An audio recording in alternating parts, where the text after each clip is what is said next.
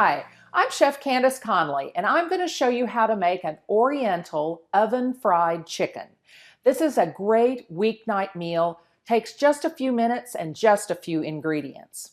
You want to use boneless, skinless chicken breasts, and you're going to marinate those for about 30 minutes in soy sauce, ginger, garlic, and honey.